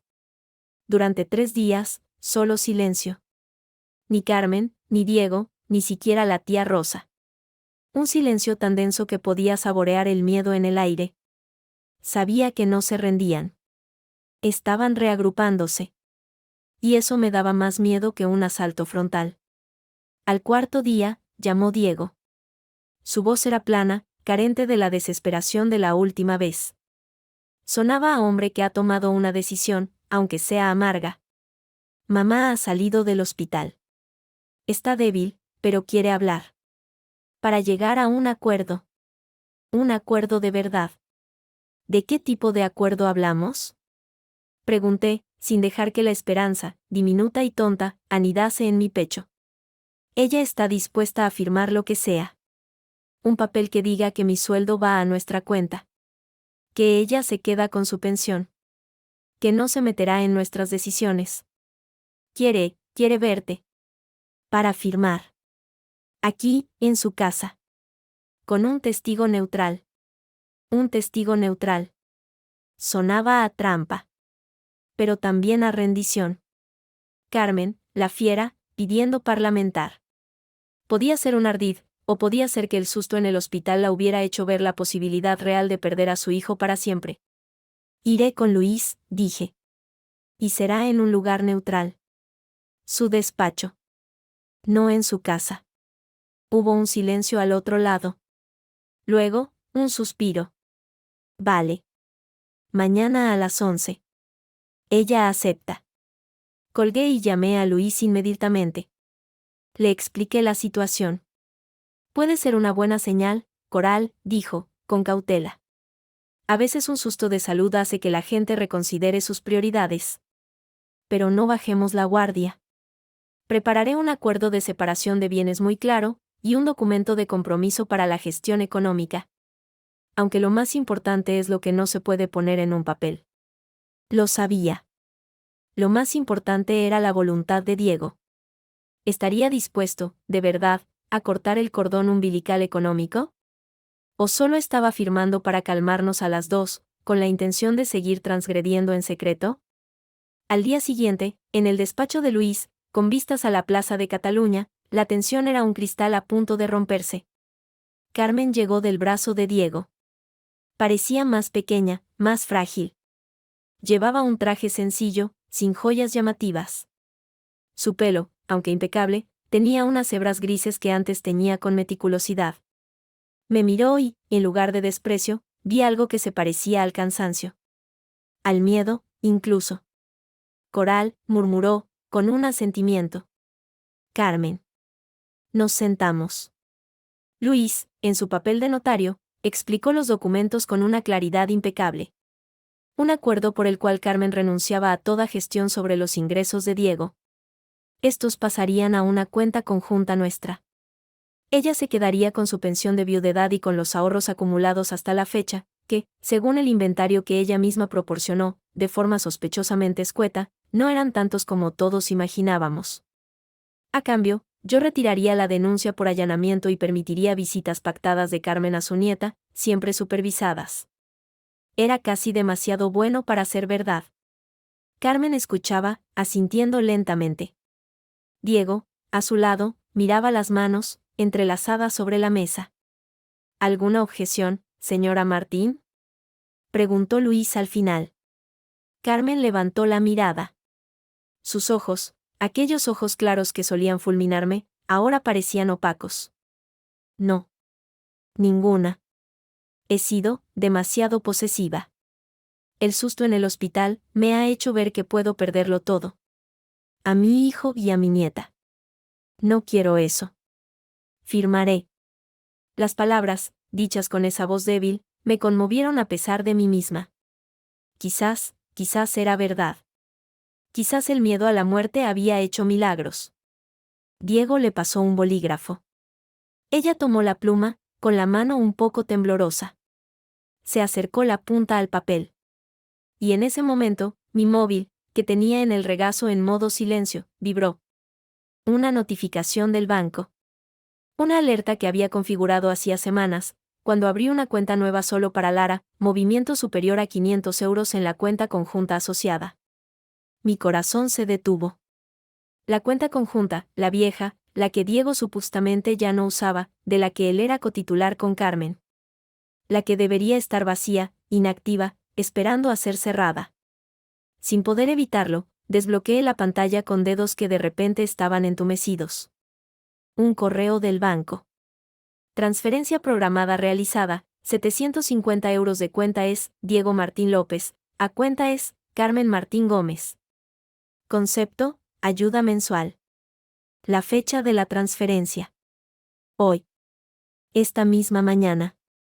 1 hora antes de esta reunión. El aire desapareció de la sala. El despacho, con sus estanterías de madera noble y sus vistas soleadas, de repente se volvió un escenario grotesco. Allí estaba ella, con su actuación de dama cansada y arrepentida, a punto de firmar su renuncia. Y allí estaba él, mi marido, que había transferido dinero a escondidas la misma mañana en que iba a jurar que no lo haría nunca más. Espera, dije, y mi voz sonó extraña, metálica. Todos me miraron. Carmen, con la pluma suspendida. Luis, con curiosidad profesional. Diego, en los ojos de Diego vi como el pánico, puro y duro, lo inundaba todo. Lo había visto. Lo había pillado. ¿Qué pasa, Coral? Preguntó Luis. No le contesté. No le quité la vista de encima a Diego. Le alargué el móvil, con la pantalla del correo del banco brillando bajo la luz del despacho. ¿Quieres explicar esto, Diego? ¿Ayuda mensual, hoy? Carmen dejó el bolígrafo sobre la mesa. El sonido fue como un disparo. Su fragilidad se esfumó en un instante, reemplazada por una máscara de indignación bien ensayada. ¿Qué insinúas ahora, espiando nuestras cuentas? Calla. Le espeté, por primera vez en mi vida dirigiéndome a ella con un grito seco. Luego, de nuevo a él, tú. Háblame, prometes aquí, delante de un notario, dejar de darle tu dinero, y a la vez programas una transferencia, ¿es esto? ¿Siempre va a hacer esto? ¿Mentiras y dinero a escondidas? Diego había palidecido de tal manera que parecía a punto de desmayarse. Abrió la boca, pero no salió ningún sonido. Tragó saliva. No, no es la última. Te lo juro. Era un pago pendiente, de hace semanas, se me olvidó cancelarlo. Es automático. Mientes. El grito me salió del alma, rasgando la falsa compostura de la sala. El concepto es, ayuda mensual, Diego, no es un olvido, es un compromiso, el verdadero compromiso. El que tienes con ella, no conmigo. Luis tomó el móvil, leyó rápidamente. Su expresión de profesional neutral se endureció. Esto, invalida cualquier acuerdo que pudieran firmar aquí hoy, señor Martín. Es mala fe. Diego, cariño, no tienes que darle explicaciones, intervino Carmen, poniéndole una mano en el brazo. Es tu dinero. Puedes hacer lo que quieras con él. Pero Diego se sacudió su mano como si le hubiera escupido. Se levantó de un salto, la silla cayendo hacia atrás con un estruendo. Se llevó las manos a la cabeza, ahogando un gemido. Era la imagen misma de la derrota, de la esquizofrenia a la que su vida se había reducido. No puedo. Gritó, y no estaba claro a cuál de las dos se lo decía, ¿no lo veis? No puedo. Si no le doy dinero, se pone mala. Se deja de tomar las pastillas. Llora. Me dice que la abandono, y yo no puedo con ese peso, no soy tan fuerte como tú, Coral, yo no puedo. Sus palabras, llenas de verdadera angustia, cayeron como losas en el silencio. No había maldad en ellas. Solo debilidad. Una debilidad inmensa, estructural, que iba más allá del amor o la lealtad. Era el miedo puro, crónico, de un niño eterno. Carmen sonrió. Una sonrisa pequeña, triste, pero triunfal. Lo tenía. Lo tenía porque lo había criado para que fuera así. Para que su amor fuera sinónimo de miedo, y su lealtad, de esclavitud. Yo, en cambio, ya no sentía rabia.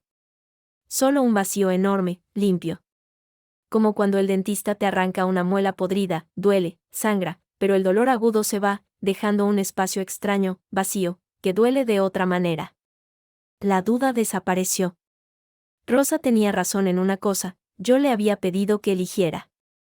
Y él, con esa transferencia de 750 euros, acababa de hacerlo. No era capaz de cortar el cordón. Nunca lo sería.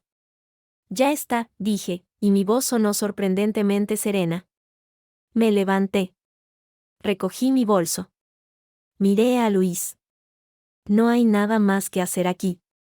Por favor, inicie los trámites de separación. Con la pensión alimenticia para Lara, claro. Y la demanda de divorcio, por los motivos que usted considere. Ya tengo uno, abandono económico de la familia. Coral, espera. Gritó Diego, pero era un grito sin fuerza, el de un hombre que sabe que ya ha perdido. No, Diego. Ya he esperado demasiado.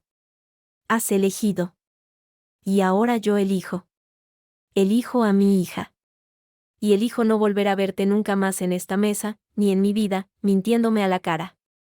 Adiós. Carmen intentó decir algo, pero le hice un gesto con la mano para que callara. Ya no importaba. Ella había ganado la batalla por su hijo. Pero había perdido la guerra por su familia. Porque esa familia, la que Diego y yo pudimos ser, estaba ahora oficialmente muerta.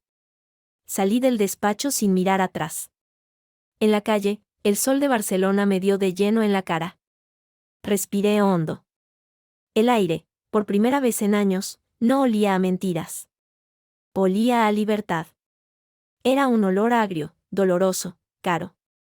Pero era real. Y era mío. El juzgado de familia olía a desinfectante y a desesperanza vieja. Un olor que se me quedó pegado a la ropa durante días. No hubo grandes dramones. No hubo gritos ni acusaciones cruzadas. Carmen ni siquiera vino. Diego estaba sentado 2 mesas más allá, con un abogado de oficio que hojeaba papeles con desgana. Yo, al lado de Luis, que con su traje impecable y su carpeta de cuero era la única pared sólida en aquella sala deslavazada. El procedimiento fue rápido. Nuestro caso, con los documentos de propiedad, los extractos bancarios, la factura del hospital y la prueba de la transferencia fraudulenta, era tan claro que hasta el juez, un hombre de mirada cansada, pareció acelerar el trámite con alivio. Se decretó la separación cautelar. Pensión alimenticia para Lara, fijada en un porcentaje del sueldo de Diego que se descontaría directamente de su nómina. Derecho de visita para el padre, fines de semana alternos y una tarde entre semana. El uso del piso, para mí.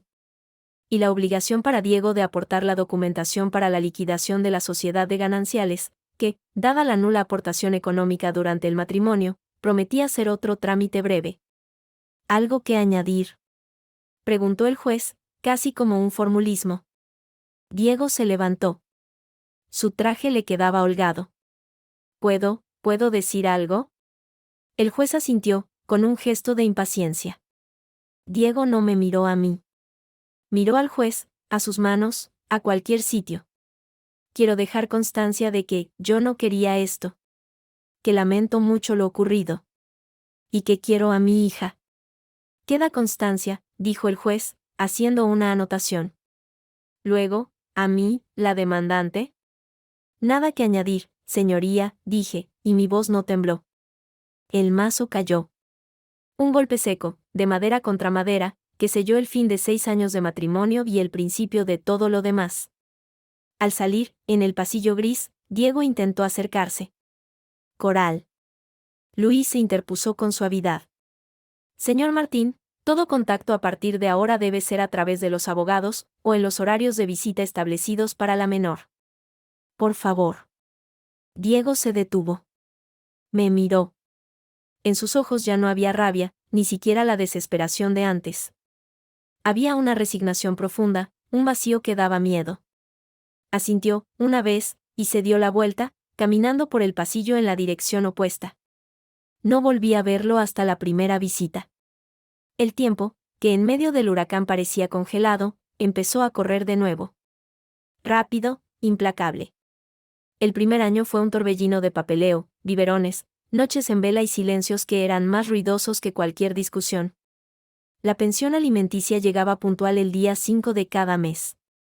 Era un número en una cuenta, la única prueba tangible de que Diego seguía existiendo. Sus visitas eran los domingos, de 10 a 6. Llamaba al timbre a la hora exacta. Yo le abría, con Lara ya abrigada. Él la cogía en brazos con una ternura torpe, como si temiera romperla. Hola, preciosa. Luego, a mí, con un murmullo, hola, ¿todo bien? Sí. Tiene el biberón preparado.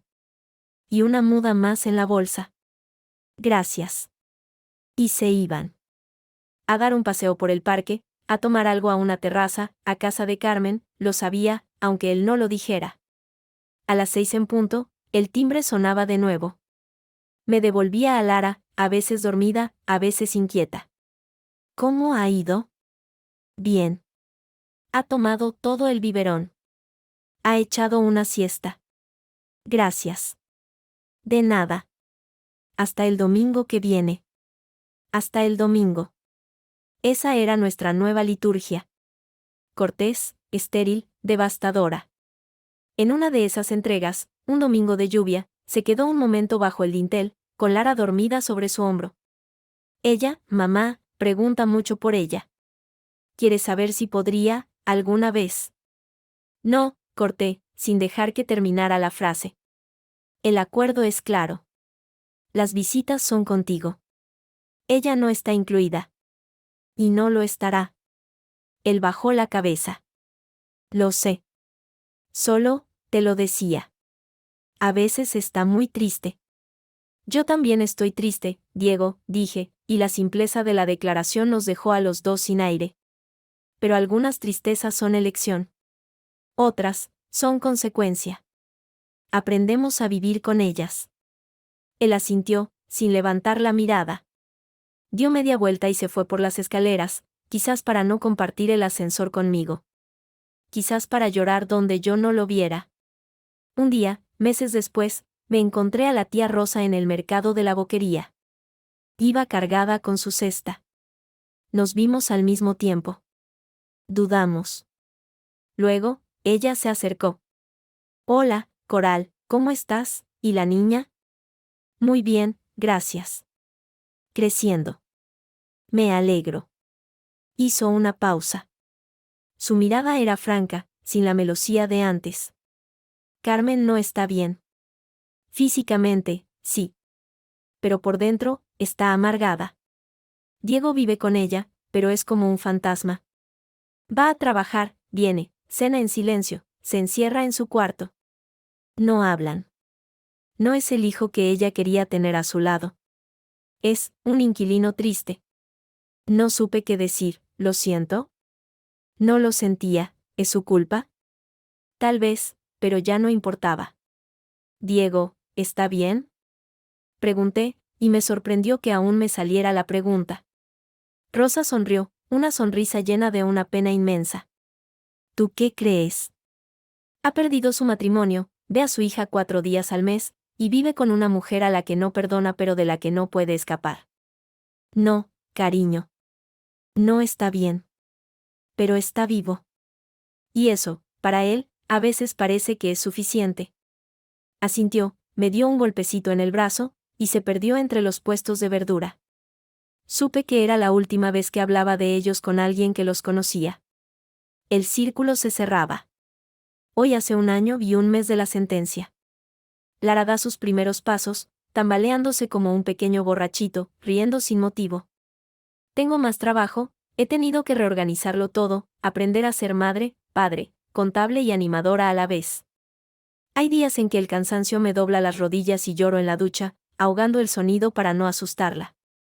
Pero luego viene, se agarra a mi pierna, me mira con esos ojos que son los de Diego pero con mi determinación, y el mundo vuelve a su sitio. A veces, por las noches, cuando todo está en silencio, pienso en las otras vidas que pude tener. La vida en la que Diego encontró el valor. La vida en la que Carmen fue solo una suegra complicada, no una carcelera.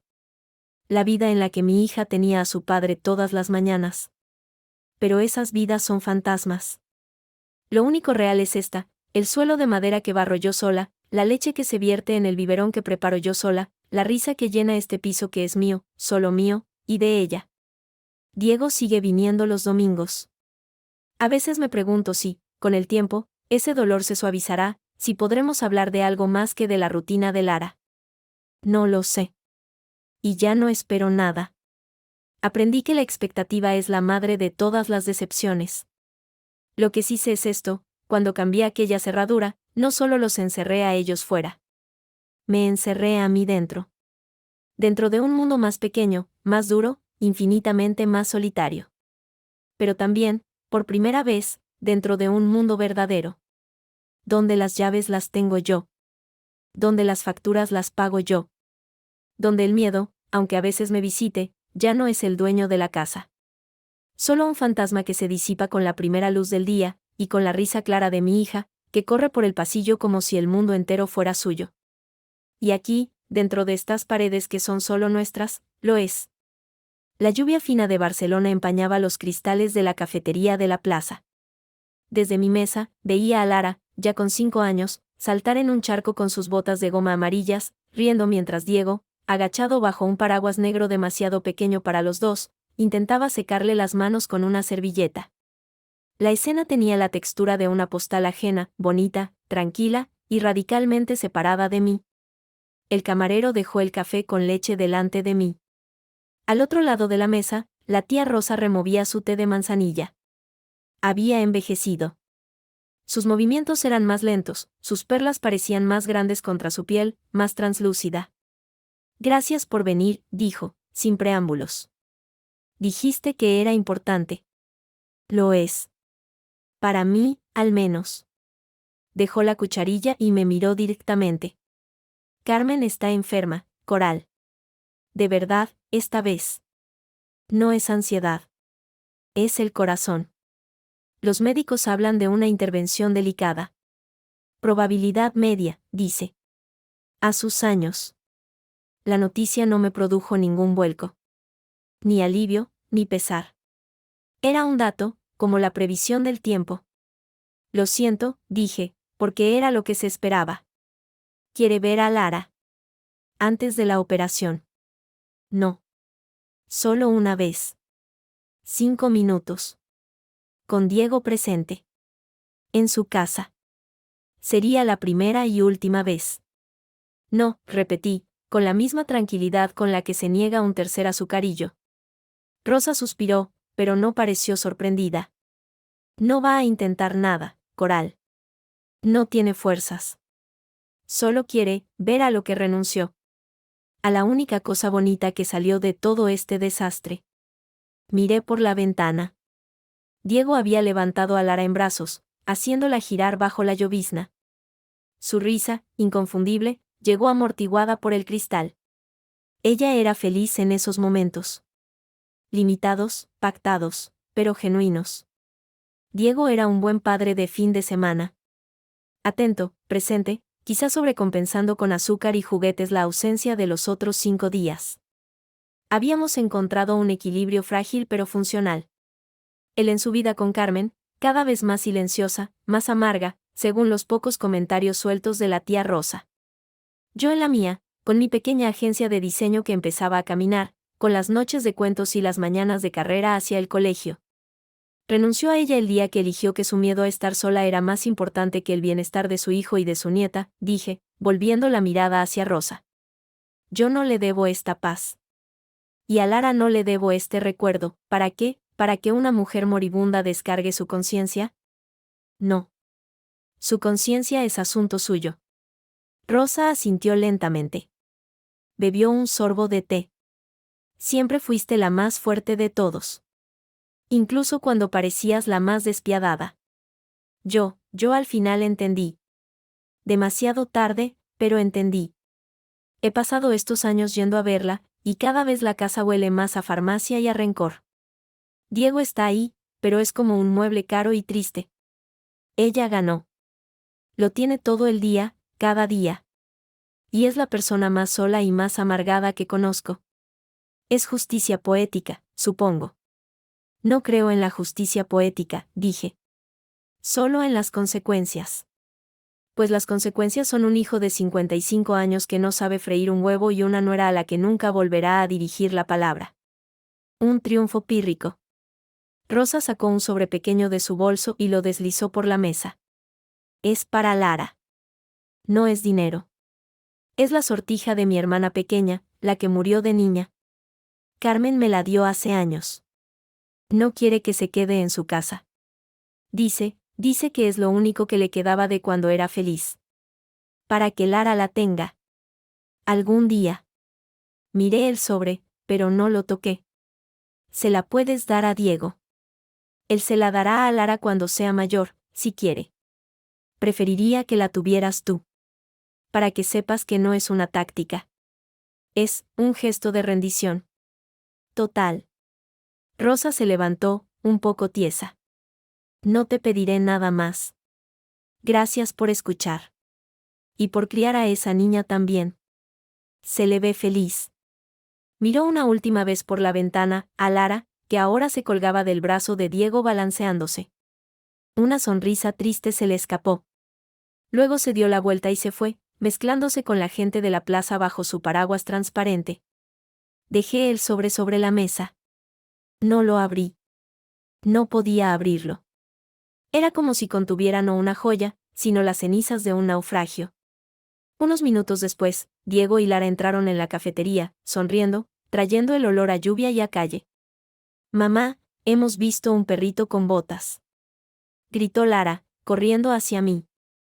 «¿Con botas?», pregunté, abrazándola, sintiendo su frío mejilla contra la mía. «Un chucho pequeño», aclaró Diego, dejando goteando el paraguas junto a la puerta. Se acercó. Vio el sobre. Vio las 2 tazas. Su mirada se encontró con la mía, y una comprensión instantánea, dolorosa, pasó por sus ojos. Lo sabía. Lo había sabido todo el tiempo. ¿Todo bien?, preguntó, en un tono que no era solo por fórmula. Sí, dije, metiendo el sobre en mi bolso sin mirarlo. Todo bien.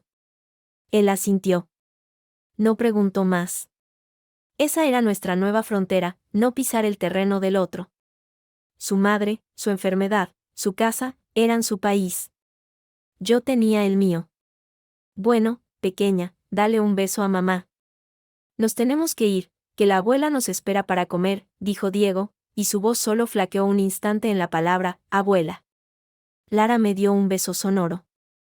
Adiós, mamá, te quiero. Yo también te quiero, cielo. Pórtate bien. La vi coger la mano de Diego, grande y segura, y salir. Él se volvió un momento, en la puerta. No dijo nada. Solo un gesto leve, casi un asentimiento. Luego desaparecieron en la llovizna gris. Pagué la cuenta. Salí a la plaza. La lluvia había cesado, dejando un cielo lavado, de un azul pálido y frío. Respiré hondo. El sobre pesaba en mi bolso, un peso pequeño y denso. No era un perdón. No era un puente. Era una reliquia de una guerra acabada. Tal vez, con el tiempo, se lo daría a Lara. Le contaría una historia sobre una abuela que tuvo mucho miedo y que, por culpa de ese miedo, se perdió la oportunidad de conocer a la niña más maravillosa del mundo. O quizás no. Quizás lo guardaría, como se guardan las cosas que ya no duelen pero que marcan el lugar donde una vez estuvo la herida. Una prueba de que sobreviviste. De que, contra viento y marea, contra chantajes y desmayos y puertas cerradas, habías logrado construir algo tuyo.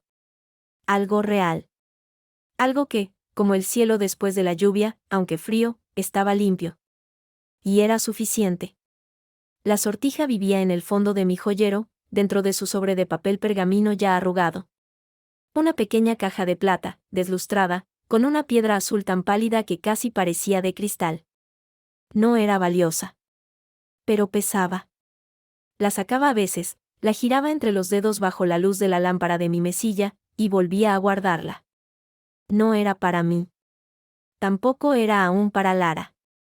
Era un testigo mudo de una historia que aún no sabía cómo contar. La operación de Carmen fue un éxito técnico. Su corazón, reparado con stents y buena cirugía, siguió latiendo. Pero algo más dentro de ella, según me contó la tía Rosa en una de nuestras escasas y breves llamadas, no se recuperó.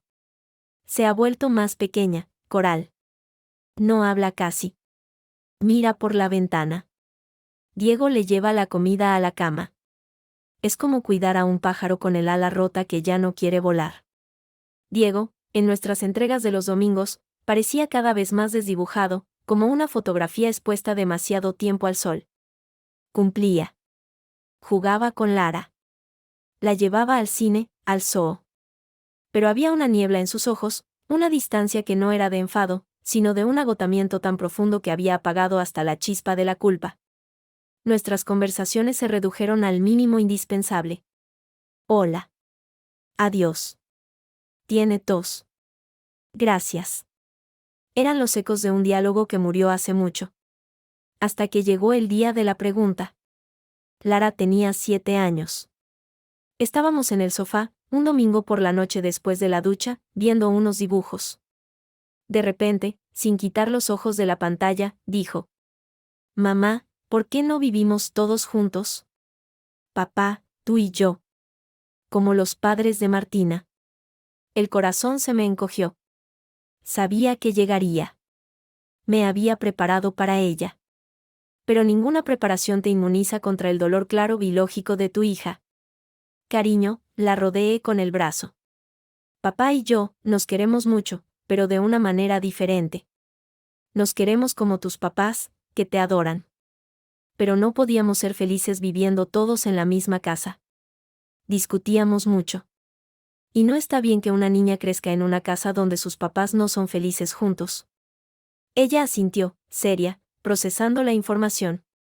¿Discutíais por la abuela Carmen? El segundo golpe fue más seco. ¿Por qué dices eso? Porque papá se pone triste cuando habla de ella. Y tú nunca quieres hablar de ella. Y una vez, cuando fui a casa de la abuela, lo dijo sin énfasis, como quien dice, a la tienda, ella tenía una foto tuya, pero la tenía boca abajo. Se la puse derecha y me dijo que no la tocara.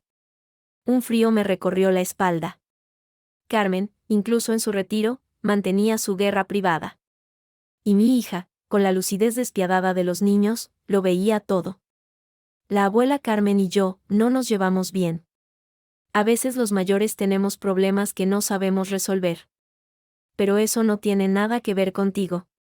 Ella es tu abuela, y tu papá la quiere mucho. Y tú la puedes querer también, si quieres. No mucho, dijo Lara, con una franqueza absoluta. Es vieja y está siempre enfadada. Y huele a medicina. Me da un poco de pena el papá cuando está con ella. Ahí estaba. La verdad, pura y sin filtros, saliendo de la boca de mi hija. No había rencor en sus palabras, solo observación. Y una compasión instintiva por su padre que a mí se me encogió el corazón. Papá hace lo que cree que debe hacer, dije, eligiendo las palabras con cuidado. A veces querer mucho a alguien te hace quedarte a su lado, incluso cuando es difícil. Como tú conmigo, dijo ella, sonriendo, y se acurrucó contra mí. Exacto, cielo. Como yo contigo. La pregunta quedó ahí, flotando. Respondida, pero no resuelta. Y supe que tarde o temprano, necesitaría más. Necesitaría una historia. No la historia completa, llena de traiciones y facturas de hospital y chantajes. No aún. Pero sí una versión que le diera sentido a su realidad. Y en esa historia, la sortija de la piedra azul podría ser, quizás, un objeto mágico. Un símbolo de un amor que existió, de una familia que pudo ser y no fue. Un puente, no hacia Carmen, sino hacia la parte de su padre que quedó atrapada en aquel amor. Un mes después, la tía Rosa murió. Un infarto rápido, dicen, mientras dormía. La noticia me la dio Diego, por teléfono. Su voz era plana, sin lágrimas. El funeral es el jueves. No espero que vengas. Solo, te lo decía. Ella siempre te tuvo cariño. De verdad. Fui. No por Carmen, que estaría allí, ni por Diego. Fui por Rosa. Por aquella mujer que, en medio del huracán, intentó mediar con las herramientas equivocadas, pero con una intención que, al final, resultó ser genuina. Fui porque, de alguna manera, era el último lazo con aquel pasado, y necesitaba verlo enterrado. La capilla estaba medio vacía. Vi a Carmen de lejos, en primera fila, pequeña y encogida, apoyada en el brazo de Diego, que parecía un pilar de piedra. Él me vio entrar. Nuestras miradas se encontraron un segundo, y en la de él no había reproche, solo un asentimiento cansado. Me senté al fondo. El ritual fue breve. Al salir, bajo un sol inesperadamente crudo, Diego se separó de Carmen, que fue acompañada por una vecina, y se acercó a mí. Llevaba el traje negro, le quedaba ancho. Gracias por venir, dijo. Era lo mínimo. La apreciaba. Ella también a ti. Hizo una pausa, mirando al suelo, luego a mí. Mamá, la operación fue bien, pero esto, la ha hundido. Era su única hermana. Su único, todo. No supe qué decir. Lo siento, seguía sin ser cierto. Asentí. Coral, su voz bajó a un susurro. Lara me preguntó el otro día por qué no vivíamos juntos. Sí. A mí también. ¿Qué le dijiste? Le dije la verdad. Que no éramos felices juntos. Que discutíamos. Él cerró los ojos un momento, como si un dolor repentino lo atravesara. Es una niña muy lista. Abrió los ojos. Había algo nuevo en ellos. No era claridad, sino la fatiga extrema que llega cuando ya no queda fuerza ni para la mentira. Le dije que había sido un mal marido para ti. Que no supe cuidarte. Y que por eso vivía separados. Sus palabras, simples y cargadas de una culpa ya inútil, me dejaron sin aire. Era la primera vez que asumía su parte, sin excusas, sin la sombra de su madre detrás. No era un reclamo. Era un epitafio. Fue más complicado que eso, Diego. Sí. Pero al final, se reduce a eso, ¿no? No supe cuidarte. Respiró hondo. No quiero que ella crea que el amor es eso. Que es quedarse al lado de alguien por obligación, aunque os haga daño a todos. Quiero que sepa que lo que tú hiciste, fue lo valiente. Lo correcto. Por primera vez en años, sentí que me hablaba a mí. No al fantasma de su mujer, no a la madre de su hija. A Coral. A la mujer que un día amó y a la que no supo proteger. Y en ese reconocimiento tardío, hubo una especie de paz. Agria, triste, pero paz al fin. Ella lo sabrá, dije, y mi voz sonó áspera. Cuando sea mayor, lo entenderá. Ese sobre, el que te dio Rosa. Él lo recordaba. Es una sortija, ¿verdad? Sí. Guárdala. O tírala. Como quieras. Pero no se la des a mamá. Ya no merece ningún gesto. Casi escupió las últimas palabras, y en ellas había más dolor que odio. El dolor de quien, al fin, ve la cadena que lo ata, pero sigue demasiado débil para romperla. Diego, llamó la vecina, señalando el coche fúnebre. Tengo que irme. Dio media vuelta, luego se volvió una vez más. El domingo, ¿puedo llegar un poco antes? Para ayudarte con las cosas del colegio. Sé que tienes esa reunión de trabajo. Era una excusa trivial. Pero era un ofrecimiento. Un intento de ser, dentro de los límites estrechísimos que nos quedaban, un poco mejor. Un poco más presente. Sí, dije. Puedes venir a las 9. Asintió. Y se fue, caminando hacia donde su madre, pequeña y negra, lo esperaba como un cuervo famélico. Yo me quedé allí, bajo el sol, con el eco de sus palabras y el peso de la sortija en el bolsillo. No era un final feliz. No era una reconciliación. Pero era, quizás, el principio de una tregua. No entre él y yo, sino entre el pasado y el presente.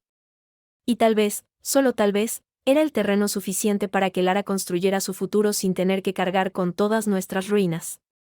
Solo con algunas, las inevitables, las que, con el tiempo, aprendería a usar como cimientos para algo propio.